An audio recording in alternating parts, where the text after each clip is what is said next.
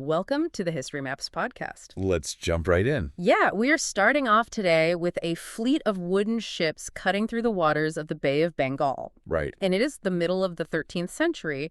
Okay. But these ships are not carrying merchants or like trade goods, which is what you would normally expect to see in these particular shipping lanes. No, they are absolutely not. They are carrying an invasion force. Yes. And when they finally hit the beaches of southern Sri Lanka, the soldiers that pour out of those ships do not fight like anyone the local armies have ever seen before. Not at all. They are firing aerodynamic darts tipped with potent, fast-acting neurotoxins from long bamboo blowpipes.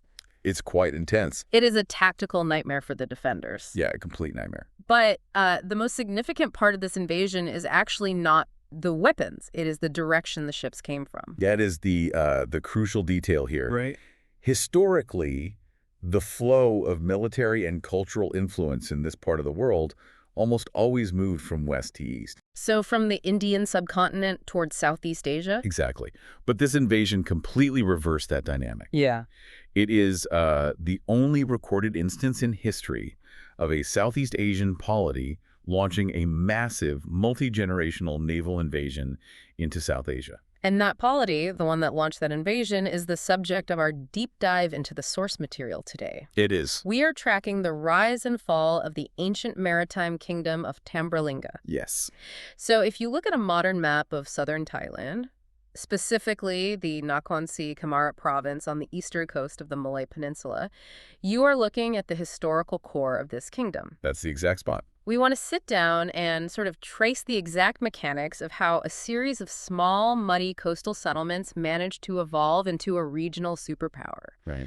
A state capable of dominating international trade routes and projecting serious naval power across an entire ocean. And, to reconstruct a kingdom that existed centuries ago, we have to pull from a very broad spectrum of sources. Right. Yeah, what kind of materials are we looking at? Well, we are heavily utilizing modern archaeological surveys of the Nakhon Si Thammarat province. Okay. These surveys do not just give us artifacts. I mean, they map out the physical footprint of the ancient settlements, the kilns, and the religious monuments. So the physical layout. Exactly. And we are pairing that physical evidence with historical analyses of Southeast Asian trade networks. Spanning a pretty wide time frame, right? Yeah, spanning from the first millennium up to the 13th century. And we also have written records, which is where things get really intricate. Very intricate. We are looking at official Chinese dynastic annals, specifically texts like the Zhufanzi and the Sungshi. Right, because the Chinese bureaucracy kept meticulous records of foreign tribute missions and trade regulations. They wrote everything down. They absolutely did. Then, for the military campaigns we just mentioned, we are turning to Sri Lankan chronicles. Specifically, the Kulavamsa. Right, the Kulavamsa, which gives us a detailed, albeit highly antagonistic perspective of the people who found themselves fighting off Tambralinga's armies. Yeah, the bias is definitely there. So by synthesizing all of these materials, the physical artifacts from the ground, the bureaucratic trade ledgers from China, and the wartime chronicles from Sri Lanka, we can start to piece together how Tambralinga actually functioned on a daily basis. We really can. Let us start with the physical terrain, because it seems like everything this kingdom achieved was dictated by the specific plot of land it occupied. Geography is destiny in this case. The sources describe the core area of Tambralinga as a very specific, contained geographic footprint. It is remarkably contained. Based on the archaeological footprint, the core area of the kingdom covered approximately 1,275 square kilometers. That is pretty specific. Yeah, to visualize that, it stretches about 85 kilometers from north to south Okay. and roughly 15 kilometers from east to west. So it is a narrow, rectangular coastal strip. I mean, that does not sound like a massive amount of land for an empire. It is not a vast territorial expanse like the Roman Empire or the Han Dynasty. But the value of this land was not in its sheer size. It was in its extreme ecological diversity. Oh, so? Well, that 1,275 square kilometer rectangle is sharply divided into 3 distinct ecological zones. Okay. And they run perfectly parallel to the coast. So if you start at the sea on the east and walk inland toward the west, you are crossing through these zones. Correct. Right on the coast, along the Gulf of Siam, you have the beach ridges. Got it. Moving inland, the terrain drops down into wide alluvial floodplains. Okay, that's zone 2. And finally, on the western edge, The land rises sharply into a massive, imposing mountain range. Let us talk about those mountains first. The Nakhon Si Thammarat mountain range. Yes. Because when we think of mountains in early civilizations, we usually think of them as natural borders or defensive walls. Right, protective barriers. But the sources suggest these mountains were essentially an economic engine. They were a vital treasury. The mountains in this specific region were packed with high-value, exotic forest products. Things the rest of the known world desperately wanted. Exactly. For example, agar wood, which is also known as leica wood. Agar wood comes up constantly in ancient trade records. It does. What exactly made it so valuable? Agar wood is fascinating because the valuable part of the tree is actually the result of a disease. Wait, really? A disease? Yeah. When the native Aquilaria tree is infected by a specific type of mold, the tree defends itself. Okay. It produces a dark, dense, highly aromatic resin in its heartwood. Oh, I see. And that resinous wood is agar wood. It was demanded in massive quantities by the Chinese court and Middle Eastern empires. What were they using it for? Primarily for religious incense, perfumes, and even traditional medicines. So it was a massive luxury good. It was worth its weight in silver. And the Tambralinga Mountains were completely full of it. And the mountains also held mineral wealth, right? The sources highlight tin. Tin was the foundational element of the ancient global economy. Because you need it for bronze? Exactly. You need tin to mix with copper to create bronze. Copper is relatively abundant globally, but substantial, easily accessible tin deposits are incredibly rare. And Tambralinga had it. The Malay Peninsula has some of the richest tin deposits on Earth. Wow. I mean, that's significant. Controlling those tin mines meant controlling a resource that every blacksmith and armory from India to China required. So the mountains provide the luxury exports and the industrial raw materials. Yeah. Then you step down from the mountains into the second zone, the alluvial floodplains. The floodplains serve a completely different but equally crucial function. This is the agricultural breadbasket. Okay. The runoff from the mountains carries rich sediments down into the plains, making the soil highly fertile. So it's perfect for farming. Right. This area was dedicated to intensive wet rice cultivation and cattle rearing. Which is just a basic logistical necessity. Absolutely. You cannot pull tin out of the mountains or manage international shipping ports if your workers are starving. No, you cannot. You need a massive, reliable, caloric surplus to free up a portion of your population to do specialized labor. Exactly. The floodplains fed the miners, the dock workers, the soldiers, and the elites. Right. Finally, you move to the easternmost zone, directly on the coast, the beach ridges. I want to focus on these beach ridges because the terminology can be a bit dry, but the geological mechanics are critical to understanding how humans survived here. They really are. How does a beach ridge actually form, and why is it so important for settlement? Well, the Gulf of Siam is subject to intense monsoon weather patterns. Right, massive storms. Over thousands of years, the ocean currents and heavy storms pushed massive amounts of sand and sediment up onto the shore. Okay. As the sea levels fluctuated over millennia, these deposits were left behind as elevated linear mounds of sand. And they run perfectly parallel to the modern coastline. Yes. So they are essentially long, natural levees. That's a great way to describe it. And in a tropical monsoon environment, where the low-lying floodplains are routinely submerged under feet of water during the rainy season. You need high ground. Exactly. You need high ground to build permanent structures. These beach ridges provided the dry, stable real estate necessary to build port cities. And warehouses, and eventually large stone temples. Right. Completely safe from the seasonal floods. And because they run north to south along the coast, they naturally dictate human movement. They functioned as a continuous, elevated highway connecting the various coastal settlements. So you could travel up and down the kingdom without ever having to slog through the swamps or the jungle. Exactly. You know, it almost sounds like the geography was laid out like a well-designed house or like a medieval castle. How do you mean? Well, the mountains are the keep. The secure halt in the back where the most valuable treasures like the tin and the agar wood are stored. That is an apt comparison. Then the floodplains are the courtyard, or the living room and kitchen. That is where the daily life happens. The farming, the livestock, the kitchens that keep the whole fortress fed. Right. And the beach ridges are the drawbridge and the outer walls. They are the front door, the primary point of contact with the outside world where the merchants arrive and where the kingdom defends itself. If we follow that analogy, then the rivers are the corridors and the staircases that connect the different parts of the house. Oh, that makes sense.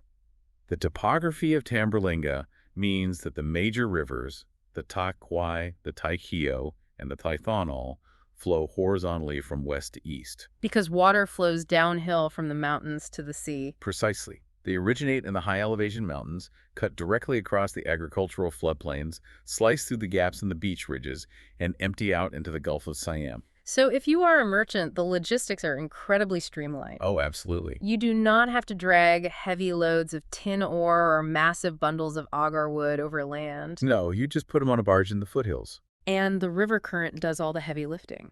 Right, carrying the cargo past the rice fields and delivering it straight to the deep water ports on the beach ridges.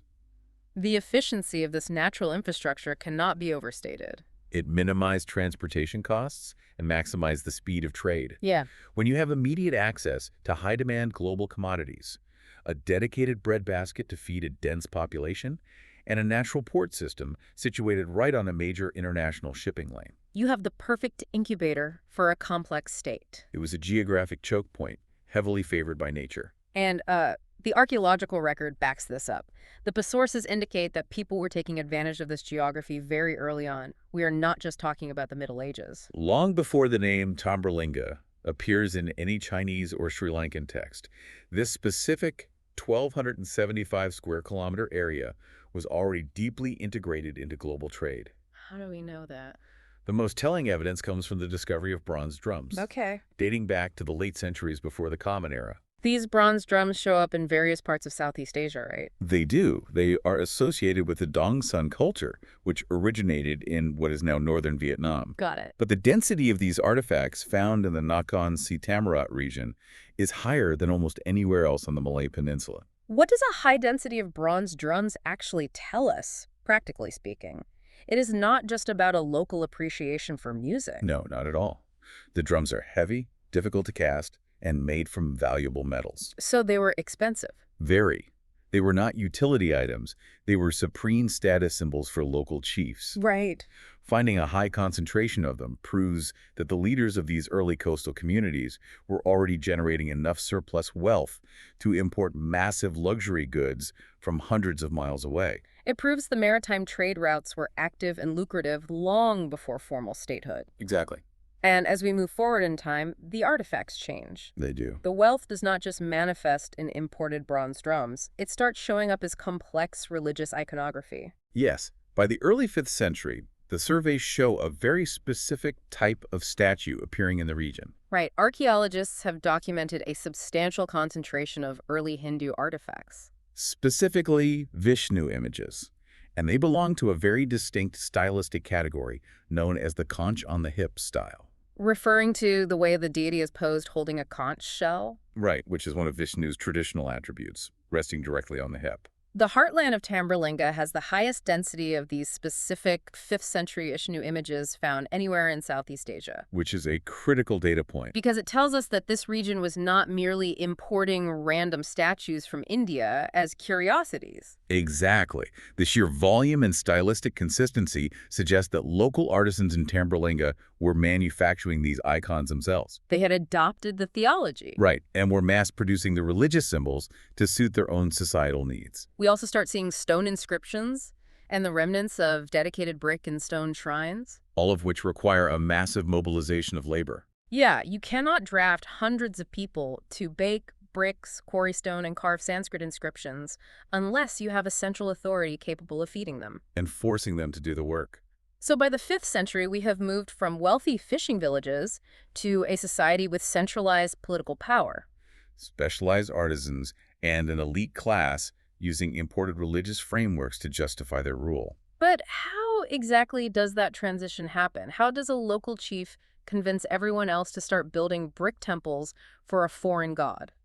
To answer that, we have to examine the foundational theories of early Southeast Asian statecraft. Okay. For a very long time, historians struggled to explain how complex polities developed in this region. And there is a famous myth that encapsulates how people used to think about this process. Yes. It is the origin story associated with Funan, which was one of the earliest recorded states in mainland Southeast Asia. It predates Tambralinga, but the underlying narrative is common across the region. Right, so the myth centers on a traveler from India, a Brahmin named Kandinya. According to the legend, Kondinya arrives on the coast of Southeast Asia by ship, armed with a magical bow given to him by a deity. Naturally. When he arrives, he is attacked by the local ruler, who is described as a Nagi princess. A supernatural woman associated with water spirits and serpents? Right. Kondinya uses his magical bow to defeat her in combat. But instead of killing her, he marries her. Okay. He then gives her clothes to wear, teaches her people Indian laws, establishes a royal dynasty, and effectively civilizes the region. Okay, let's unpack this, because I have to push back on how historians used to interpret this. Please do. For decades, early 20th century scholars read that myth and proposed the colonization theory. They did. They literally thought that educated, sophisticated Indian elites physically sailed to Southeast Asia, used superior military technology to conquer the primitive indigenous populations, and imposed their culture from the top down. They called the whole process Indianization. But a magic bow and a water princess, I mean, it sounds like pure political propaganda. It is. The idea that a handful of Indian merchants or priests just showed up, married the local women, and suddenly entire indigenous societies abandoned their old ways to build Hindu temples feels absurdly simplistic. Your skepticism is entirely justified. Yeah. And it aligns with modern historical consensus. Historians like J.C. Van Leur and O.W. Walters completely dismantled the colonization theory. What did they find instead? They proved that there was no massive demographic migration from India, and there were certainly no Indian military conquests of Southeast Asia during this early period. So if it wasn't foreign conquest, who was driving the change? The indigenous people were. The local leaders of these maritime communities were the active agents of change. Right. The modern model views these local chiefs as highly pragmatic cultural brokers. How does that dynamic work in practice? Well, imagine you are a local chief on the Malay Peninsula. Your coastal village has grown into a busy port. Every year, during the monsoon season, hundreds of foreign merchants, Indians, Arabs, Chinese, are forced to dock at your port and wait for months for the winds to change so they can sail home. So you have a captive audience of the most well-traveled people in the world living in your town. Exactly. And you spend time with them, you trade with them, you drink with them, and you talk with them. Yeah. The Indian merchants tell you about their homeland. They describe sprawling cities, monumental stone architecture, complex legal codes. And most importantly, the concept of divine kingship. Right, the idea that a ruler is not just a strong man, but an earthly manifestation of cosmic deity like Shiva or Vishnu. If I am a local chief, and I am currently locked in a bitter rivalry with 3 other local chiefs in the neighboring river valleys over who gets to control the best fishing grounds, Yes. that concept of divine kingship is a weapon. It is the ultimate ideological weapon. Yeah. If you adopt Sanskrit terminology, import a few Brahmin priests to perform the correct rituals, and declare yourself a Devaraja, a god king, you are completely changing the rules of the game. You are no longer just the guy who happens to have the most warriors. You are claiming a mandate from the universe. It is a brilliant strategy for elevating yourself above your peers. But an ideological claim only works if you have the physical resources to back it up. Exactly. Which brings us to the economic model that explains this transition. The sources outline a framework developed by the historian Paul Wheatley. Wheatley's model is essential for understanding state formation. He argued that the political shift from chiefdom to kingdom was driven by a fundamental economic transition. The shift from a system of reciprocity to a system of redistribution. Yes. Let's break the mechanics of that down. What does an economy based on reciprocity actually look like for the people living in it? In an early tribal or clan-based society, the economic structure is largely horizontal. It is based on mutual sharing within kin groups. Give me an example. If your hunting party brings down a large animal, you do not hoard the meat. You divide it among the village. Right. If the harvest is good, the surplus is shared. The leader, often referred to anthropologically as a big man, does not have absolute authority. His power rests entirely on his ability to successfully organize these communal activities. And his generosity in sharing the spoils, he has to constantly work to maintain consensus. It is a fragile system. Yeah. If he stops being generous, he stops being the leader. Exactly. So how does international maritime trade disrupt that horizontal structure? It introduces wealth that exists outside the traditional clan system. Ah. When foreign merchant ships start anchoring in the bay, they need fresh water, food, and safe storage for their cargo. And the local chief steps up to provide these services. Right, and in return, he demands tolls, anchorage fees, or gifts of luxury goods. And crucially, those tolls do not belong to the village. They are not part of the communal hunting or farming yield. That wealth belongs exclusively to the chief. That is the turning point. The chief suddenly has an independent source of massive wealth. And this is where the concept of redistribution takes over. Yes. The chief begins to act like a central treasury. He takes the wealth collected from the foreigners and reinvests it into his own power base. He uses that accumulated capital to fund large-scale public works that benefit the community but are strictly controlled by him. Like what? For example, he pays laborers to dig expensive hydraulic systems. They drain the coastal swamps and build irrigation canals. Which massively increases the amount of land available for wet rice farming in those central floodplains we talked about. Exactly. More arable land yields a larger caloric surplus. A larger caloric surplus allows the population to boom. And a larger population means the chief can recruit a standing army instead of relying on part-time militia. So he redistributes the wealth downward, providing security, infrastructure, and imported goods to his people. But in exchange, he demands absolute loyalty and taxes. The horizontal system of sharing has been replaced by a vertical system of authority. The villagers are now subjects, and the chief is now a king. You know, there is a scenario that the sources suggest that makes this transition very vivid. Let's hear it. Let us look at the seamen who operated out of these coastal inlets before the central state fully formed. Okay. The local Malay populations were legendary navigators, but their primary interaction with foreign shipping was often predatory. Right. The geography of the Malay Peninsula, with its hundreds of hidden coves, mangrove swamps, and narrow straits, is an absolute paradise for opportunistic piracy. Exactly. So a heavily laden merchant ship from China comes sailing down the coast, and local seamen row out in fast, shallow draft boats. They ambush the ship. They take the cargo and disappear back into the mangroves where the larger ship cannot follow. It is profitable, but it is dangerous and chaotic. And it deters trade.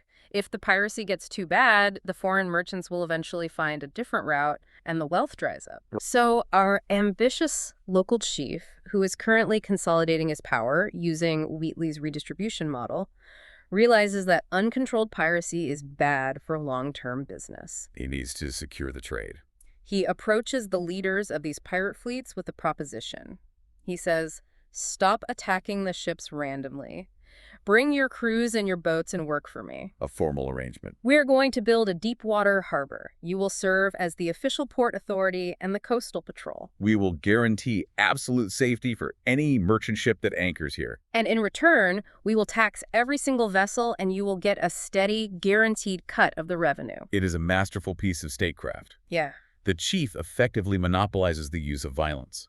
He converts a chaotic liability, the pirates, into a state-sponsored navy. The merchants get a predictable, safe harbor, which encourages more traffic. The seamen get a reliable income without the risk of being killed in an ambush. And the chief secures a massive, continuous flow of tax revenue to fund his new kingdom. When you lay out the mechanics like that, the old myth of Kandinya makes total sense, not as history, but as an allegory. Oh, absolutely. The myth is a coded record of this exact process. The Indian Brahmin, Kandinya, represents the sophisticated administrative concepts, the tax structures, and the theology of divine kingship that the locals adopted. And the water princess represents the indigenous maritime strength, the local naval power, and the control over the coastal geography. The marriage between the two is the synthesis of external administrative software with local military hardware to create a formidable new state. And by the time we reach the 10th century, Tambralinga had fully executed this synthesis. They had. They had the geography, they had the administration, and they had the wealth. But the problem with building a highly efficient, wealthy kingdom on a major global trade route is that other, larger empires are going to want to control you. Which brings us to the volatile geopolitics of the 10th and 11th centuries. Yes. For its early history, Tambralinga did not operate as a completely independent sovereign entity in the modern sense. It existed under the shadow of a much larger power, the Srivijaya Empire. Srivijaya was a maritime powerhouse based on the island of Sumatra, directly south of the Malay Peninsula. The sources refer to it as a thalassocracy. We should probably define that term. A thalassocracy is an empire of the sea. Okay. Unlike a traditional land-based empire that seeks to conquer vast stretches of territory and tax the farmers, a thalassocracy is focused on controlling the waterways. So they don't care about ruling the interior jungles, they just want the ports and the straits. Precisely. Srivijaya's power came from its absolute control over the Strait of Malacca, which is the primary maritime choke point connecting the Indian Ocean to the South China Sea. If you wanted to sail from India or the Middle East to China, you had to pass through Srivijayan waters. And Srivijaya forced you to stop at their designated ports and pay their heavy tariffs. It was a highly lucrative monopoly. And Tambralinga, situated on the peninsula, was a critical northern node in the Srivijayan network. It was. But the political relationship between Srivijaya and a place like Tambralinga was not like the relationship between a modern capital city and its province. The borders were not fixed. To understand the politics of Southeast Asia at this time, you have to discard the modern concept of definitive borders. You did not cross a line in the dirt where the language and the currency suddenly changed. No, the political structure operated on what historians call the mandala system. The mandala system. How does that function in terms of military and political power? A mandala is best visualized as a network of personal loyalties, rather than a geographic map. Think of it as a series of concentric circles radiating outward from a powerful center. Okay. The king at the center has direct, absolute control over his immediate capital and the surrounding farmland. But as you move further away geographically, his direct administrative control weakens. Right. So what keeps the outer regions in the empire? Fear and mutual benefit. The polities on the periphery of the mandala maintain their own local rulers, their own armies, and their own laws. However, they acknowledge the supremacy of the central king by sending him regular tribute. Like wealth, slaves, or exotic goods. Right. In exchange, the central king promises not to invade them, and he provides military protection against other empires. But because it relies on the personal strength of the central king, the system is inherently unstable. Extremely unstable. If the king dies or his army suffers a defeat, the peripheral rulers might simply stop sending tribute. The borders are entirely fluid. Furthermore, the outer edges of different mandalas often overlap. So a strategic kingdom like Tambralinga might find itself situated between two massive empires. And choose to send tribute to both of them simultaneously. Playing them off against each other to maintain its own local autonomy. Exactly. And as we move into the late 10th century, the sources indicate that Srivijaya's grip on its sprawling mandala was beginning to slip. The central authority in Sumatra was weakening. And Tambralinga, realizing that the threat of Srivijayan retaliation was fading, decided it was time to aggressively expand its own sphere of influence. This marks the beginning of Tambralinga's transition from a subservient node to a major player. The key figure in this aggressive expansion is a Tambralinga ruler named King Sujita. Yes. Around the late 900s, Sujita looks north, up the Malay Peninsula, toward the fertile Chao Phraya Basin in what is modern-day central Thailand. He launches a military campaign And successfully conquers the kingdom of Lavo. Conquering Lavo was a bold assertion of power. It gave Tambralinga control over significant agricultural resources and new trade routes. But King Sujita's dynastic ambitions extended far beyond the peninsula. Through a complex web of marital alliances and military backing, Sujita's son, a prince named Suryavarman I, manages to claim the throne of the Khmer Empire. He claims the throne in the year 1002, officially consolidating his power by 1006. We need to pause here because that is a massive geopolitical shift. It is huge. The Khmer Empire is the civilization that built Angkor Wat. They are the dominant, massive, land-based agrarian empire in mainland Southeast Asia. They fielded massive armies of war elephants and infantry. And now, the emperor of the Khmer is a man with direct dynastic ties to the ruling family of Tambralinga. Yes. From a strategic perspective, you would assume this creates an unbreakable alliance. Tambralinga controls the seas, the Khmer control the land, and the same family runs both. They should be untouchable. It seems like the perfect geopolitical marriage. Right. However, the reality of the mandala system is that family ties do not guarantee political stability. Yeah, that makes sense. Srivijaya I did not inherit a peaceful empire. He fought a brutal civil war to take the Khmer throne, and he spent years putting down rebellions from rival aristocratic families who viewed him as an illegitimate usurper. And one of those rival factions had deep connections to the old ruling elite of Lavo, the kingdom that Tambralinga had just conquered. Correct. The displaced elites of Lavo saw an opportunity to exploit the chaos in the Khmer capital to win back their independence. So they rebel against Tambralinga's control. They do. The sources outline a deeply convoluted conflict here. Suryavarman I, the Khmer emperor with Tambralinga heritage, is forced to march his armies south to crush a rebellion in Lavo. But Lavo is currently being governed by a Tambralinga prince named Kambosharaja. The conflict escalates into a proxy war. Suryavarman I severely devastates Lavo, directly attacking a territory held by his own extended family in Tambralinga. The alliance fractures completely. Completely. And this localized family feud spirals out of control because Suryavarman I decides to introduce a massive foreign power into the equation. He looks across the Bay of Bengal to the Indian subcontinent. He sends diplomats to the Chola Empire, which was based in South India. At this specific point in history, the Cholas possessed the most formidable naval military force in the Indian Ocean, commanded by the aggressive Emperor Rajendra I. Suryavarman I essentially asked the Cholas to form a military alliance against Tambralinga. When the leadership in Tambralinga discovers that the Khmer have allied with the massive Chola navy, they recognize they are facing an existential threat. They cannot fight a two-front war against the Khmer armies on land and the Chola fleets at sea. So Tambralinga swallows its pride and sends a desperate plea for military assistance back to their old overlords in Sumatra, the Srivijayan king, Sangramavijaya Tungavarman. You know, I look at this situation and I see a modern corporate proxy war playing out with 11th century armies. That's a good way to frame it. You have the Chola Empire and the Khmer Empire acting as the massive multinational conglomerates. They want to control the global supply chains. Right. The Chola merchants are sick and tired of paying exorbitant tariffs to Srivijaya just to access the Chinese markets. And the Khmer want to secure their southern borders and dominate the peninsula. And they are using these smaller, highly strategic states, Tambralinga and Srivijaya, as the battleground to achieve their goals. That is an incredibly accurate framework for understanding the conflict. The commercial stakes were astronomically high. The Chola emperor, Rajendra I, realized that he didn't just want to help the Khmer. He saw an opportunity to permanently dismantle the Srivijayan trade monopoly and open the sea lanes directly for South Indian merchants. This tension culminates in the year 1025. Yes, the Cholas do not just send a few ships. They launch a massive, unprecedented naval armada directly across the open expanse of the Bay of Bengal. The logistics required to execute the 1025 raid are staggering to consider.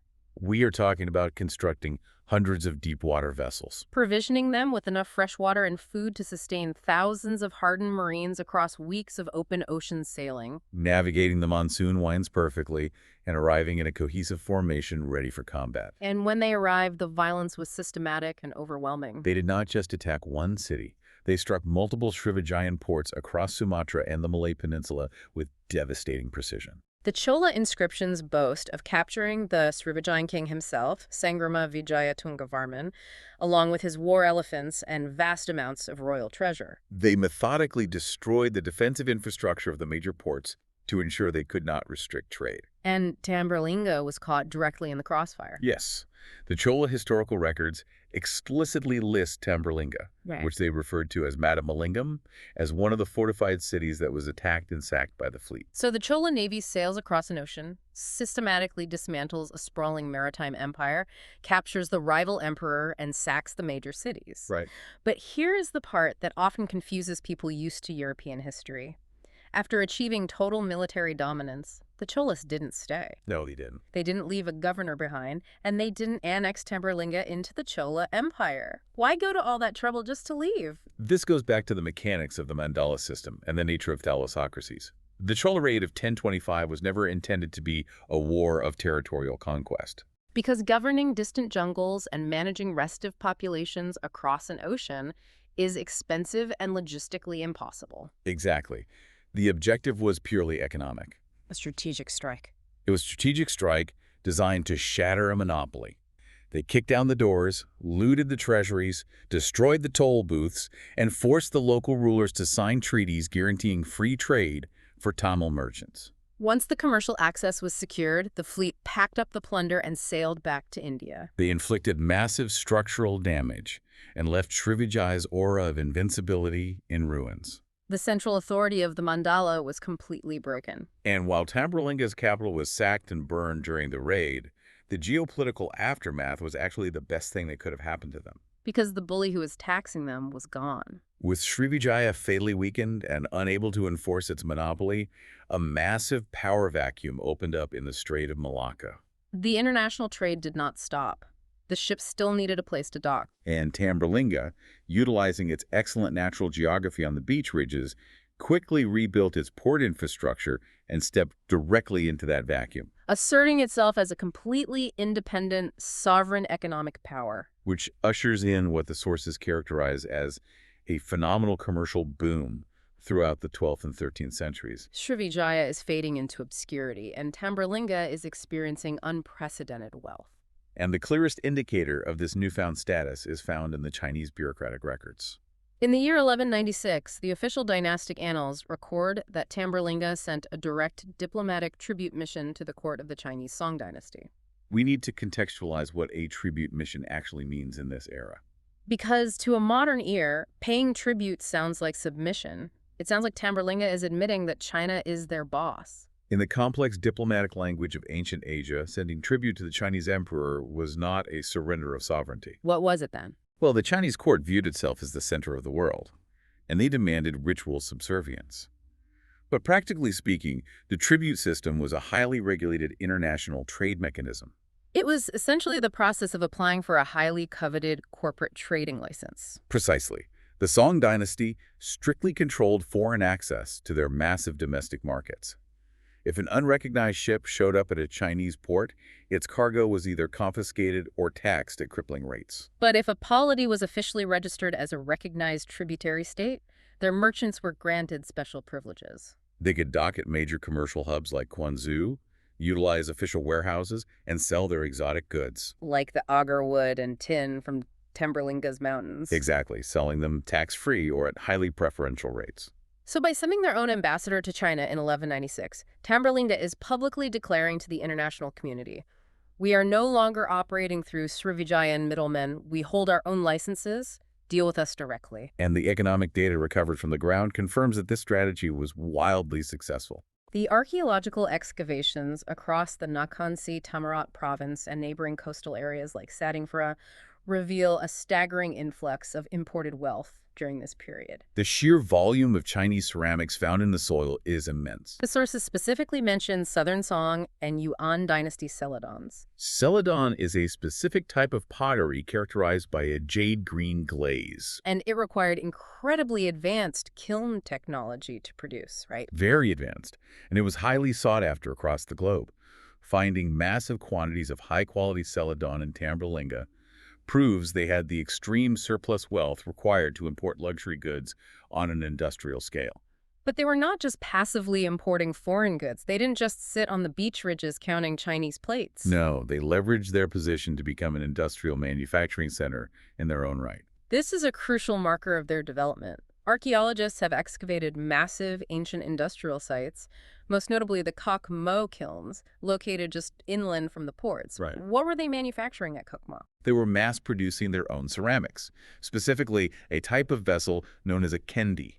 Let us describe a kendi so we can visualize it. A kendi is a very distinctive, round-bodied water vessel with a long neck and a spout on the side. But crucially, it does not have a handle. So how do you use it? You hold it by the neck and pour the water directly into your mouth without your lips touching the spout. It sounds like a highly practical design for a hot, tropical climate where you want to share water communally without spreading disease. It was an essential daily utility item, but it also held significant ritual importance in Southeast Asian ceremonies. And the artisans at Tambralinga perfected the production of high-quality, durable kendi. They produced them by the thousands. They essentially manufactured the Yeti cup of the 13th century maritime world. Everyone from local farmers to foreign merchants needed one. And because Tambralinga controlled the shipping lanes, they could export their tendi across the entire region. We find pottery manufactured at the Kok Mo kilns and archaeological sites as far away as Java in modern Indonesia and the Philippine archipelago.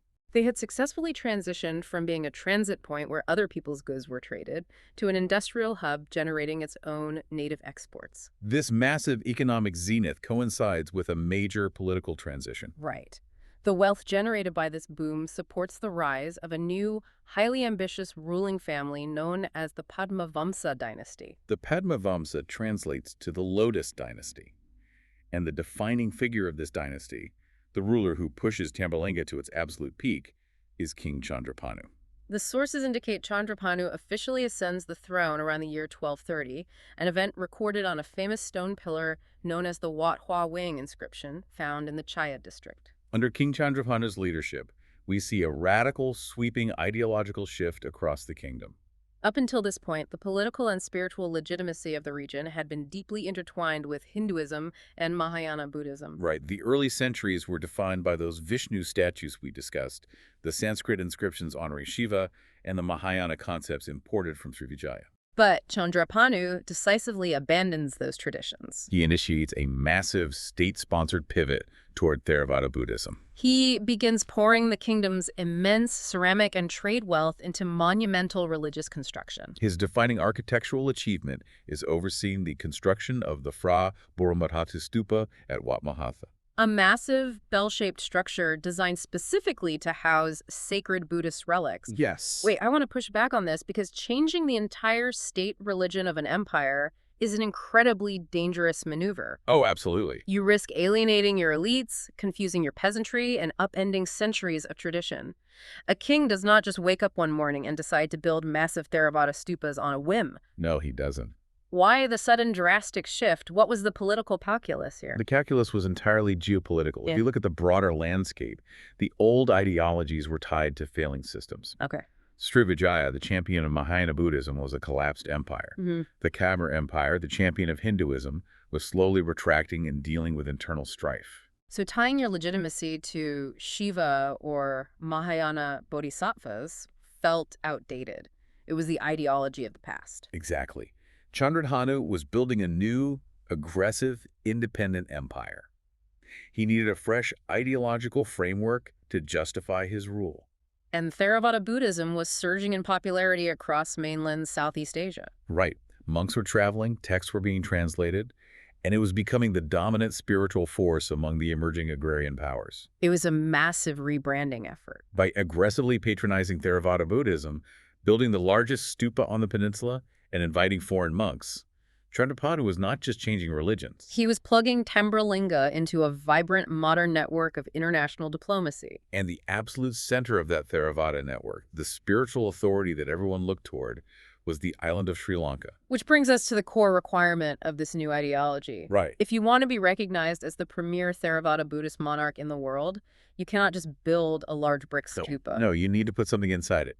You need sacred relics. You need physical pieces of the Buddha himself. And nothing granted supreme legitimacy in the Theravada world quite like possessing the tooth relic of the Buddha, which was currently housed in Sri Lanka.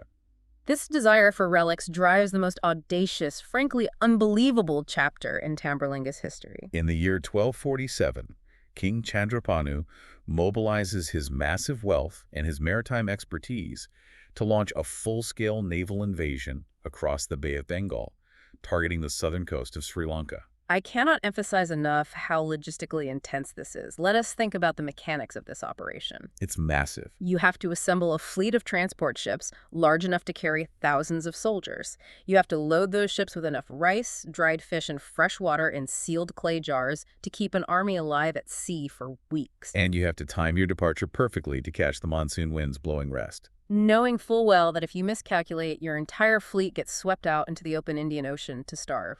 And you are doing all of this to attack a heavily populated, fortified island that knows the terrain intimately. The audacity of the undertaking is matched only by its historical rarity. As we noted at the start, this is the singular moment in recorded history where a Southeast Asian power successfully projected military force into South Asia. The Sri Lankan historical chronicle, the Kulavamsa, provides an incredibly vivid account of the invasion. It refers to the Tambralinga troops as the Javaka forces. Javaka was a generalized term used by South Asians to describe the seafaring peoples of the Malay archipelago and Sumatra. The vignette in the Kulavamsa describing the initial landing is terrifying. Yes. The Javaka ships hit the beaches in southern Sri Lanka and the troops disembark. The Sinhalese armies march down to meet them, expecting a conventional battle with spears and swords. But the Tambralinga forces unleash weapons the Sri Lankans have never seen before. The chronicles specifically detail the use of specialized blowpipes firing poison darts. Right. How does that weapon actually function on a battlefield? The blowpipes were likely crafted from hollowed bamboo. Okay. The darts were lightweight, incredibly aerodynamic, and coated in highly toxic substances derived from indigenous Southeast Asian plants, such as the sap of the upas tree or lethal compounds extracted from local frogs. The psychological impact must have been devastating. The Kulavamsa describes the chaos of those early encounters. The poison was fast-acting. A Sinhalese soldier or a war elephant could receive a tiny, almost unnoticeable prick from a silent dart fired from the jungle tree line. And within minutes, they would suffer paralysis and death. The Sinhalese forces, commanded by Prince Veerabahu, who was the nephew of the reigning king Parakramabahu II, suffered heavy casualties trying to adapt to these unfamiliar guerrilla tactics. The Tambralinga forces utilized their maritime skills to swiftly besiege coastal strongholds, moving up and down the coast faster than the land-based Sinhalese armies could march to intercept them. They were demanding the immediate surrender of the sacred relics. However, the shock value of a new weapon only lasts for so long. Exactly. The Sinhalese armies were vast, heavily armored, and fighting on their home soil.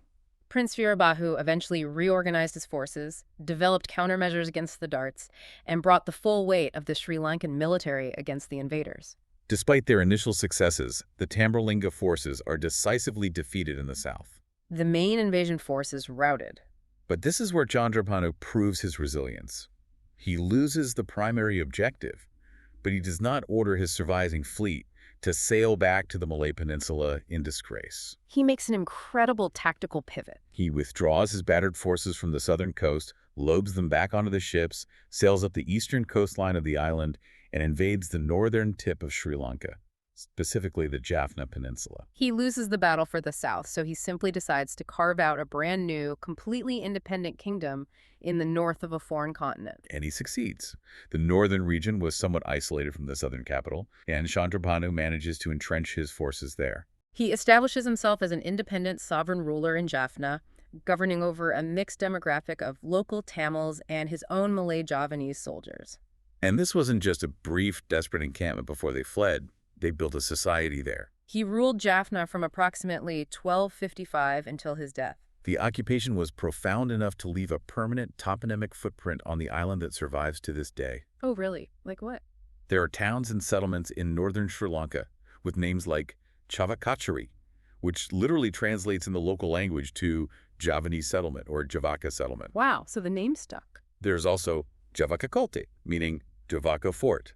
They integrated into the landscape. But if we recall the mechanics of the mandala system, setting up a new, aggressive kingdom on an island that has historically belonged to someone else's sphere of influence is going to trigger a massive geopolitical reaction. You cannot simply occupy Jaffna without drawing the attention of the regional heavyweights.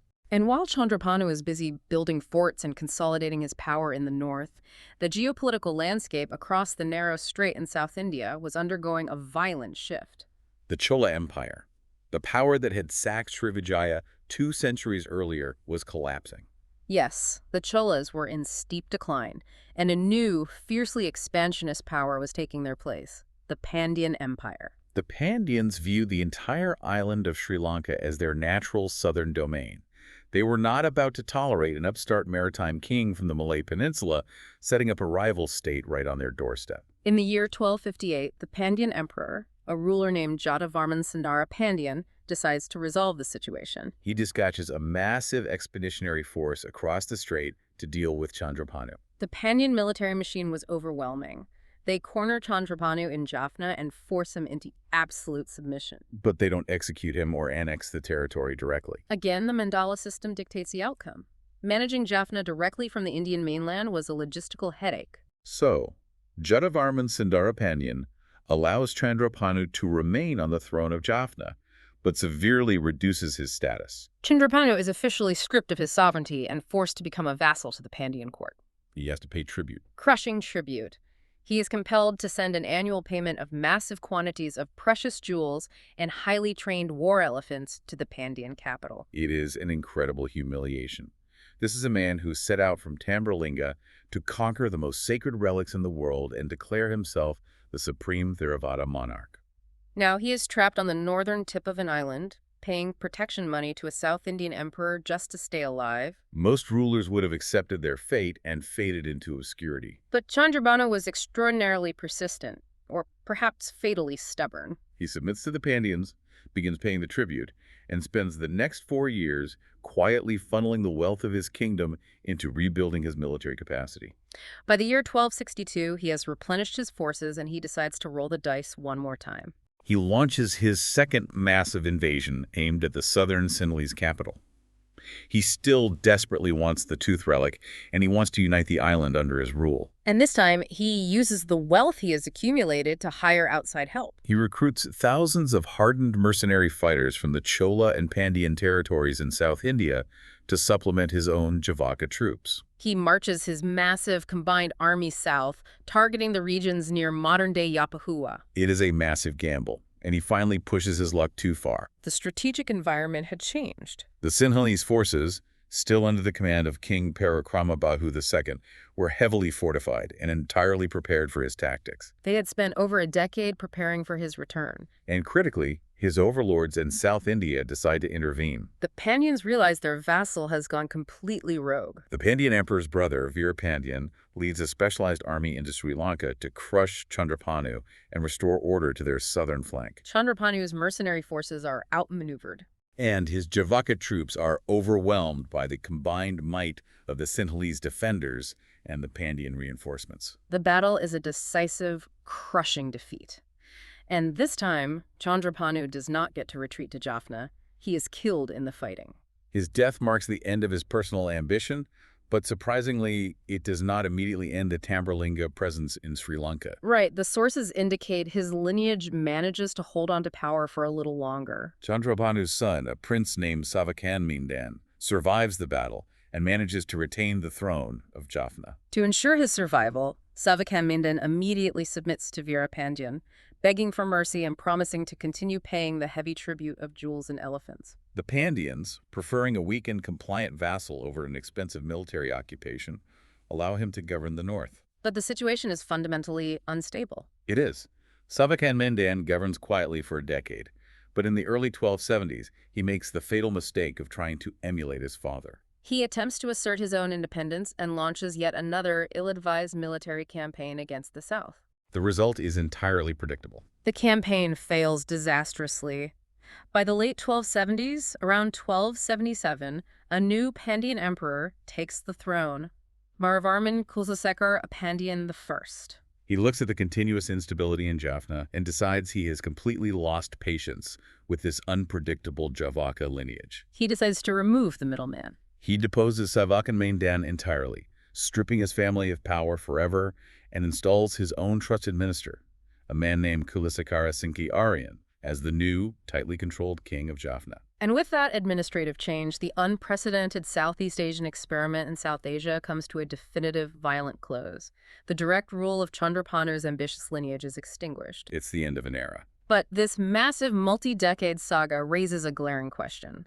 While Chandrapanu and his son were spending massive amounts of wealth, building navies, hiring mercenaries, and dying in the jungles of Sri Lanka, what was happening back home in Tambralinga? That is the tragic irony of this entire historical arc. It highlights the fundamental problem of resource management in an ancient maritime state. A polity the size of Tambralinga, 1,275 square kilometers of core territory, only produces a finite amount of manpower and taxable wealth. And Chandrapanu was pouring almost all of it into a vanity project across the ocean. Exactly. Tambralinga's true sustainable strength was always its absolute control over the transpeninsular trade routes, the Kokmo kilns, and the agricultural surplus of the floodplains. By focusing their military capacity, their best generals, and their financial reserves on conquering and holding an island thousands of miles away, they completely neglected their primary power base on the Malay Peninsula. They took their eye off the local mandala. And in the mandala system, the moment the central authority looks weak or distracted, the peripheral states break away. The various dependencies and vassal ports that Tambralinga had absorbed during its rise stretching from Chimphan in the north down to Pahang in the south realized that the king's armies were stuck in Sri Lanka. So they simply stop paying tribute and declare their own independence. The empire begins to contract rapidly, and as we discussed earlier, nature abhors a vacuum. As Tambralinga deliberately weakened itself in foreign wars, new, highly organized, aggressive powers began moving into the space they left behind. The geopolitical map was changing rapidly. From the south, the Sumatran kingdom of Malayu began pushing up the peninsula, absorbing the southern ports that Tambralinga could no longer defend. And the threat from the north was even more formidable. From the north, the emerging Thai kingdoms were aggressively expanding southward.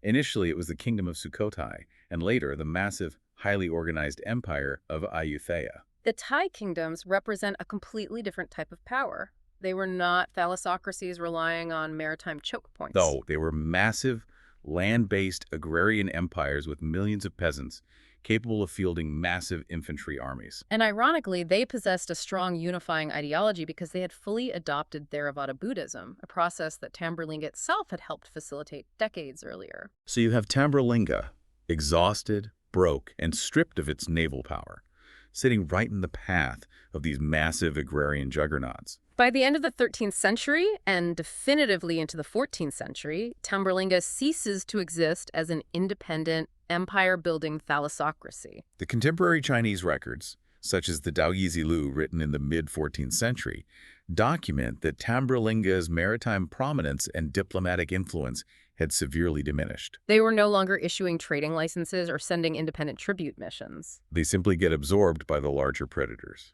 Yes, the definitive proof of their subjugation is found in a Javanese text, the Desawarnana, written in 1365. This text explicitly lists the region as being under the direct control of the Siamese empires. The Grand Independent Kingdom of Tambralinga is administratively reorganized and officially rebranded as Nakhon Si Thammarat. It becomes a province. It survives as a major, wealthy southern province of the Siamese empires, serving as an important administrative and religious center for the peninsula, but it is ultimately permanently subservient to the capital in the north. It never again launches fleets across the ocean. It is a remarkable, almost cinematic historical arc.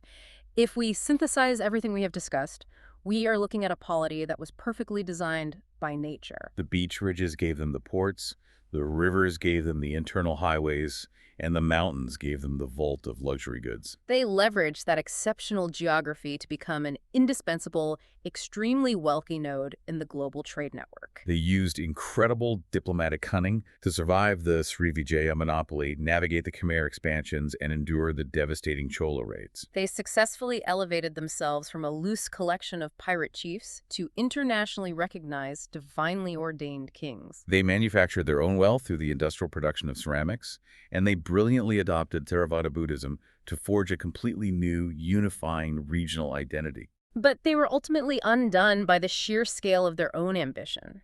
They forgot that the sea, which was their greatest highway and the source of all their wealth, could also completely drain their resources if they tried to pave it all the way to Sri Lanka. They exhausted their manpower and their naval strength fighting intractable foreign wars, leaving their brilliant house on the beach ridges completely exposed to the neighbors next door. And that leads to a final, critical concept that I would encourage you to mull over. Consider the inherent dual nature of geographic openness. Okay.